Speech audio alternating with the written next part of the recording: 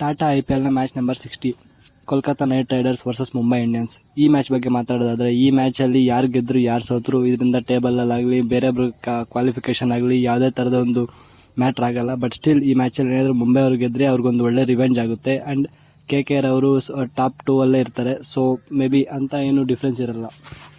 ಇನ್ನು ಈ match ನಡೀತಿರೋ venue ಮತ್ತು ಪಿಚ್ ರಿಪೋರ್ಟ್ ಬಗ್ಗೆ ಮಾತಾಡೋದಾದರೆ, ಈ ಮ್ಯಾಚ್ ಈಡನ್ ಗಾರ್ಡನ್ಸ್ ಕೋಲ್ಕತ್ತಲ್ಲಿ ನಡೀತಾ ಇದೆ. ಇದೊಂದು ಕಂಪ್ಲೀಟ್ಲಿ ಬ್ಯಾಟಿಂಗ್ ಫ್ರೆಂಡ್ಲಿ ವಿಕೆಟ್ ಅಂತ ನಮಗೆಲ್ಲ ಗೊತ್ತೇ ಇದೆ. ಸೊ ಇಲ್ಲಿ ಈಸಿಯಾಗಿ 250 ಇದ್ರೂ ಕೂಡ ಚೇಸ್ ಮಾಡ್ಬೋದು. So may be captain toss ಗೆದ್ದರೆ ಮೇ ಬಿ ಅವರು ಬೌಲಿಂಗ್ ಚೂಸ್ ಮಾಡ್ಕೊಳ್ತಾರೆ, ಯಾಕಂದರೆ ಇಲ್ಲಿ ಚೇಸಿಂಗ್ ಮಾಡೋದು ತುಂಬ ಈಸಿ ಇದೆ.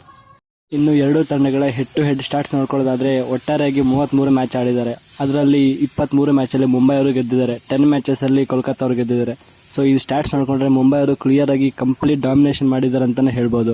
ಬಟ್ ಇವತ್ತು ಈ ಮ್ಯಾಚಲ್ಲಿ ನೋಡಬೇಕು ಏನು ಮಾಡ್ತಾರೆ ಅಂತ. ಕೋಲ್ಕತ್ತಾ ಅವರು ಏನಾದರೂ ಸ್ವಲ್ಪ ಆದರೂ ಇಂಪ್ರೂವ್ ಮಾಡ್ಕೊಳ್ತಾರಾ ಮತ್ತೆ ಗೆದ್ದುಬಿಟ್ಟು ಅಂತ ನೋಡಬೇಕಾಗಿದೆ.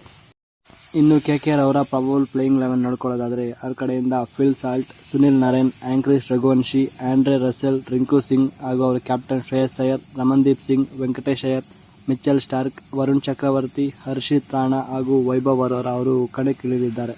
ಇನ್ನು ಮುಂಬೈ ಇಂಡಿಯನ್ಸ್ ಅವರ ಪ್ರಾಬಬಲ್ ಪ್ಲೇಯಿಂಗ್ 11 ನೋಡ್ಕೊಳ್ಳೋದಾದರೆ, ಅವ್ರ ಕಡೆಯಿಂದ ಇಶಾನ್ ಕಿಶನ್, ರೋಹಿತ್ ಶರ್ಮಾ, ನಮನ್ ಧೀರ್, ಸೂರ್ಯಕುಮಾರ್ ಯಾದವ್, ತಿಲಕ್ ವರ್ಮಾ ಹಾಗೂ ಅವರ captain Hardik Pandya, team David, Anshul Kamboj, Piyush Chawla, Jasprit Bumrah ಹಾಗೂ ನುವಾನ್ ತುಷಾರ ಅವರು ಕಣಕ್ಕಿಳಿದಿದ್ದಾರೆ.